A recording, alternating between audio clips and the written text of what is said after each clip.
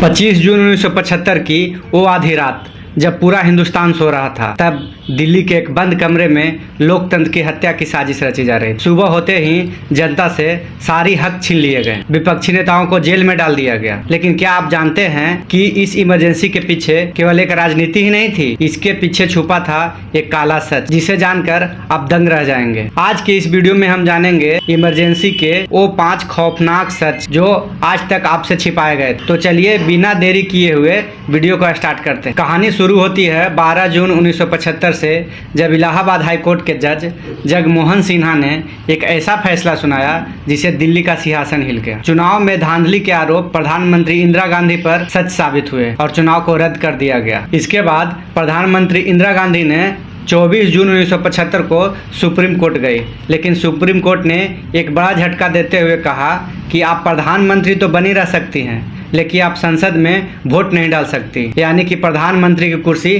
खतरे में थी और इसी कुर्सी को बचाने के लिए 25 जून 1975 को देश में इमरजेंसी थोप दी गई। इमरजेंसी लागू होते ही सरकार ने बेहद खौफनाक कानून का इस्तेमाल किया, जिसका नाम था Misa, maintenance of internal security. इस कानून के तहत पुलिस किसी भी आम नागरिक को बिना किसी वारंट, बिना कारण बताए, बिना कोर्ट में पेश किए हुए जेल में डाल सकती थी। लोगों के पास जमानत पाने या कोर्ट जाने का कोई हक नहीं था। इसी काले कानून के तहत लाल कृष्ण आडवाणी, अटल बिहारी वाजपेयी, मोरारजी देसाई, जयप्रकाश नारायण सहित लगभग 1 लाख से अधिक लोगों को जेल में बंद कर दिया गया। सरकार का खौफ केवल राजनीतिक तक ही सीमित नहीं था, यह बॉलीवुड तक पहुंच चुका था। जब मशहूर सिंगर किशोर कुमार ने इंदिरा गांधी के प्रचार प्रसार में मुफ्त में गाने से मना कर दिया, तब सरकार ने ऑल इंडिया रेडियो और दूरदर्शन पर किशोर कुमार के गानों को पूरी तरह से बैन कर दिया। इतना ही नहीं, सरकार पर तंज कसने वाली एक राजनीति फिल्म आई थी, किस्सा कुर्सी का। इस फिल्म के प्रिंट्स को संजय गांधी द्वारा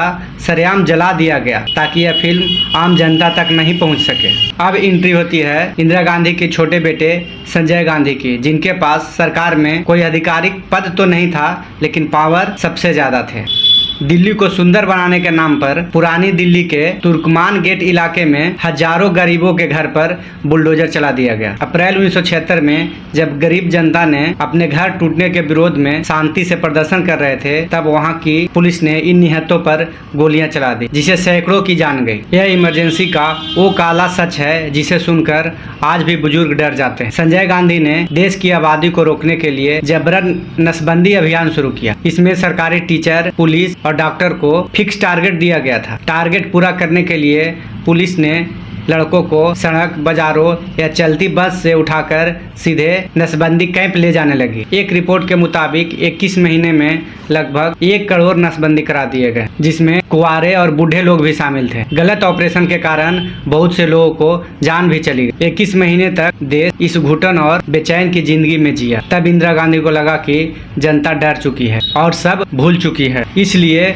उन्होंने 21 मार्च 1977 को इमरजेंसी हटाकर चुनाव की घोषणा। लेकिन भारतीय जनता चुपचाप बदला लेने की पूरी तैयारी कर चुकी। 1977 के इस चुनाव में कांग्रेस का सुपड़ा साफ हो गया और सबसे बड़ी बात यह है कि स्वयं इंदिरा गांधी अपने सीट से चुनाव हार जाती। देश की जनता ने यह साबित कर दिया कि तानाशाही का उम्र बहुत छोटा होता है और लोकतंत्र की हमेशा जीत होती है। दोस्तों, इमरजेंसी हमारे इतिहास का वो काला सच है जो हमें एहसास दिलाती है कि आज़ादी क्या चीज़ होती है। आपको क्या लगता है कि अपनी कुर्सी बचाने के लिए पूरा देश को जेल में तब्दील कर देना यह कहां तक सही है? आपकी क्या राय है, कमेंट में ज़रूर बताएं। अगर यह वीडियो आपको इन्फॉर्मेटिव लगी हो तो इस वीडियो को लाइक करें और ऐसे ही इतिहास के अनसुने सच जानने के लिए चैनल को सब्सक्राइब करें।